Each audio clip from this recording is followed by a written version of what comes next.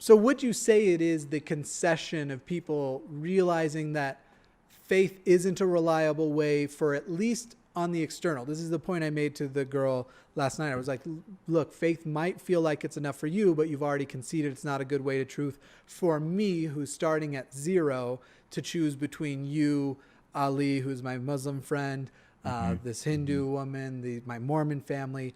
Do you find that getting them to concede to that's the turning point? That's the moment where they go, okay, what do I have besides faith? Is that the big moment, you think? Yeah. Yes, okay, yeah. Many people who believe in God think they have evidence. They discover that they don't, and then usually faith is the one of the final things that they throw out Right. to take that leap of faith. I had a talk on the trail today with a lovely young lady who says that you have to make this blind leap of faith, and we did the whole. What if a Hindu told me the same thing? And she was so closed. It was really quite interesting how she was doing her best. And she was even saying, I understand that faith can lead people to the wrong conclusion, Right. and there's no way to test it. And the person who's using it to conclude in a different God has probably made a mistake. Right. But I'm still confident that I haven't.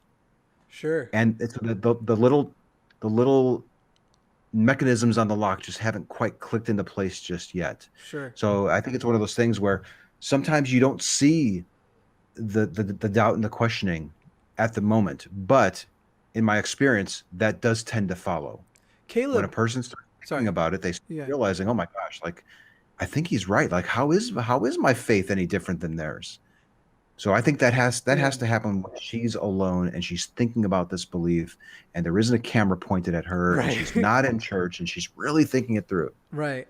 I remember Caleb made a similar, it felt like, believe first argument, but his wasn't as, it sounds like she at least kind of went places with you. He wouldn't, but that street preacher with the little boy Oh, Zach, yeah, yeah. he made a similar one. And then so the Hmm. really interesting thing with Skylar yesterday was, which I keep saying yesterday, Can you knowing that say her it's, name? yeah, yeah. She said the name's fine. Yeah, Okay. just first name. But Skylar yesterday, the really interesting thing with Skylar was that she admitted that the only way to really prove it will be when you die. And then I asked, my follow up was, do you see how to a person like me that's an unsatisfactory answer if whether or not I would go to hell depends on me figuring this out while I'm alive? And she Hmm. conceded that, yeah, that is an Hmm. unsatisfactory answer. And so we kind of went, she definitely withdrew to the only time we'll really know and it be for sure was when we die. Yeah, Um, when people say that, like, listen, Anthony, we just won't know. You'll know when you die. yeah, And I say something like, how could we figure it out in this life? Because if it really isn't true, could you be believing in something that's not true? And right. then they tend to sort of come around on this. And yeah, like, how can we figure it out now, today, next week? I don't want to go my whole life believing something that's not true. I wish I had gone with that question because yeah, Well, it that would sounded have like been a she good one. did concede, though, that you wouldn't know in this life. So it Right. may have been redundant to ask the question, but um, I think it still would have been really effective to get that one more. Okay, so if we won't know till we die, and that's the only way to know if we're right, then couldn't that mean you believe something now as you're alive that isn't true? I think that would have mhm. been beneficial Yeah, overall to the having a person conversation. admit that they're 100% sure that something is true, but there's a potential that there's a possibility that they're mistaken on it, that Hmm. it may not really be true. Hmm. That's big. That's big. My And when you're arguing doctrine and Bible verses, you're not going to get down to that. Yeah, my biggest mistake I made was while she acknowledged that she was below 95%, she started with 95 and she acknowledged she was below that. I didn't get her to actually put a number at the end of where she That's went to. okay. Yeah, I It's know. not critical. Yeah. These numbers are somewhat subjective to begin with. They're subjective starting points and ending Right. points and little checks and balances along the way. And in my opinion, they're not even actually answering whether or not it changed. I think the number you asked for at the end is what the true number would have been at the beginning had they been able to answer with full intellectual honesty, if that makes sense. I'm not Oh, saying they don't have more if doubt, I so agree. maybe it would be a little different, but Okay. I people don't know if I go. agree with that. I know Sure. Matt tends to say that quite a bit, that No, when you have these conversations and they lower their confidence, that's the true number that they would have given you if they weren't socially conditioned to give this, or you've Right. now made it acceptable for them to say that or something. I Maybe think that's it's, true in some cases, but in yeah, most cases, when you watch these videos, and these are self-reported numbers, the person might be lying, but right. it does seem like they are really lowering their certainty. They are really lowering their confidence in this belief. Is They are less sure that it's true. They have more doubt. They have more questions. is it possible for me to agree with both of you then that maybe like the person who says 100%, if they were being intellectually honest, and let's say at the end they go down to 80%, that Mhm. if they had been intellectually honest at the beginning, they would have said 90, and then 80 is actually where they are at the end of the Oh, maybe. conversation. Yeah, yeah, Yeah, yeah, that's possible yeah. because they may have assumed that I believe the same thing that they do because Right, I look right. somewhat religious and you're asking religious questions, maybe. They're like, Yeah, you're a oh, white guy in Texas. Yeah, that's yeah, yeah, yeah. there you This guy go. is probably from the church down the street, so I got to make sure that I'm on board and toe the line. But really, I've got some questions. With Mormons, Mormons are actually taught not to say I believe, but to say I know. So, for Mm, example, every Sunday, every fast Sunday, which is the first Sunday of the month, they have fast and testimony meeting where they get up, and there's a short version and a long version. The long versions are the people who get up and they decide to tell you what happened their week. And then the short version is also the way the long versions end. And they'll say, so I want to bear my testimony. I know the church is true. I know Joseph Smith was a prophet. I know he mhm. restored it. I know blah, blah, blah, blah, blah, in the name of Jesus Christ, which we would always joke was in the name of cheese and rice. Amen. And that was, but they are conditioned with I know, and that you need Mhm. to show, sir. It's almost like they're teaching you fake it till you make it subconsciously, aka brainwashing you, but Mhm. whatever. And so that's I think why I ventured into there, because for me, coming from Mormonism, even when I had doubts, I knew to never broadcast it. And keep in mind, this is a church that Dieter Uchtdorf, one of their apostles, in a church talk 3 years ago, gave a talk that the name of the talk, I'm pretty sure it was the title of the talk, but the message in the talk was doubt your doubts first. Mm. That's healthy. Horrible advice. That's Terrible horrible advice. advice. Doubt your doubts. He's German too. It's Yeah, I yeah. I don't get too hung up on. I really when I started going out, I was really sloppy with my terms. I'd jump between belief and knowledge and back to belief, and then talk Yeah. about confidence and all this stuff.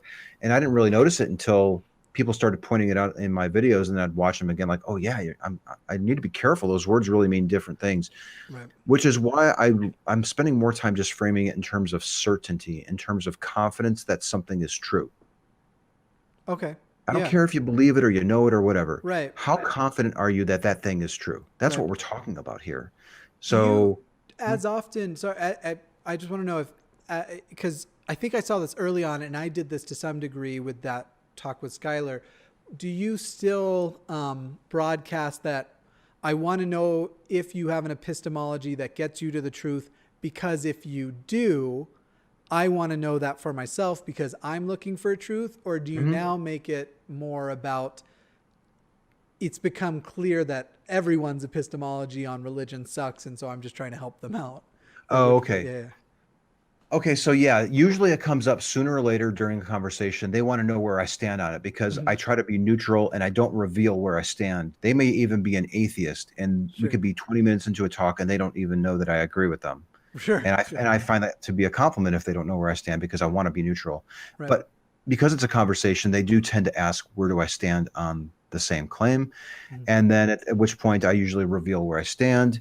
But I do somewhat feel like the need to explain to them that I am open to believing what they believe. Like sure. the woman on the trail today who had a crystal around her neck. I'm going to release this video probably next week. It was awesome. So, do you know what It's day of the week? Because this is coming out next Friday. So, will it have already been oh, out? You think? I'm going to shoot for Thursday of next week. Okay. So So maybe yesterday, yeah, yeah, yeah. this video will So release. You should be yesterday able to we find it. released the video. Yeah. I'm talking with a woman who thinks that the crystals around her neck give her special powers. And I told her, I said, if that it really is true, I want to know about it. It is. I'm not lying when I say that. Right. I'm skeptical. I need to see that you've used a reliable method or epistemology to conclude that that's true, Right. but I'm certainly open to it.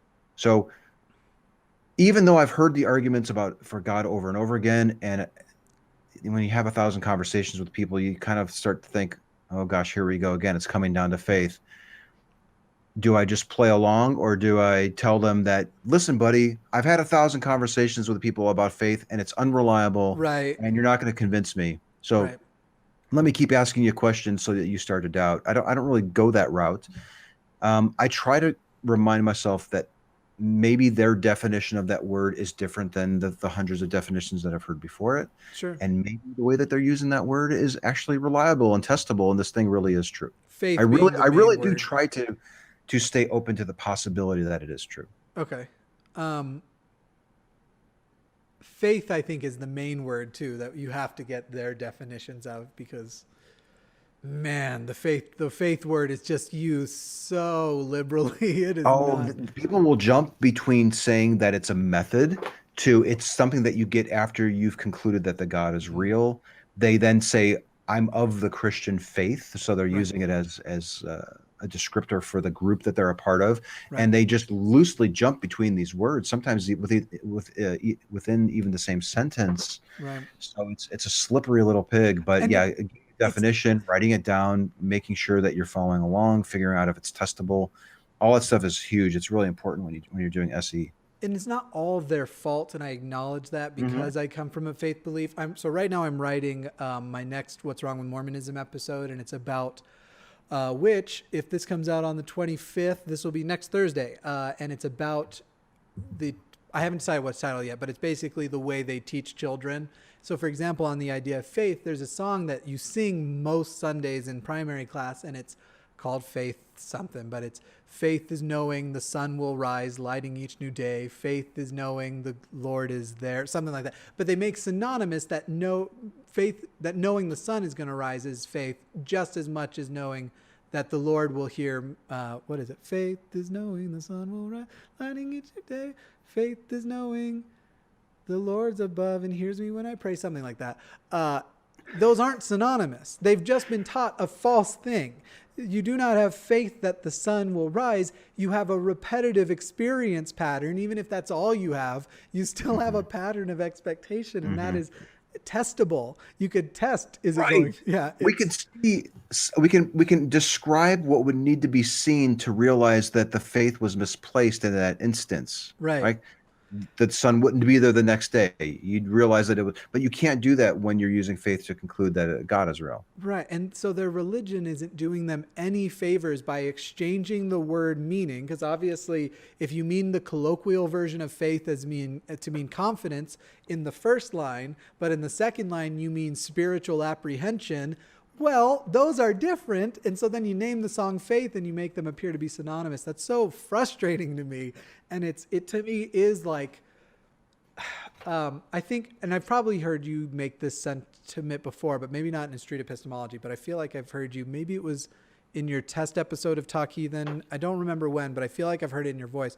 But basically the idea is whatever is true has nothing to hide.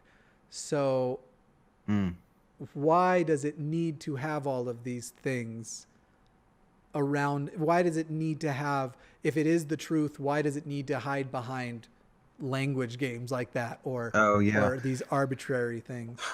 I don't remember myself saying that. Usually what I find myself saying with regards to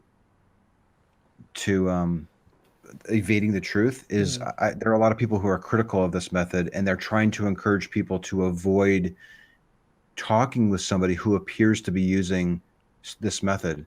Sure. I've seen a lot of Christians, particularly apologists, that if they see you asking how sure you are on a scale from 1 to 10 that this is true, or 0 to 100, they'll say, yeah, you're doing that street epistemology stuff. Get the hell out of here. And they end the talk. Because they know it works. I'm not sure, but they're Yeah. I don't know if they're feigning frustration or they're a little worried about how effective that this is. I'm not sure, but no. Usually, what I say is, if you really had the truth, you should welcome questions. Yeah. You shouldn't try to avoid them. That's the way I think that's the way I heard you put it. And I was trying to recall it, but it was definitely a truth statement. It still has the impression of truth, has nothing to hide. But yeah, that's the one. Yeah.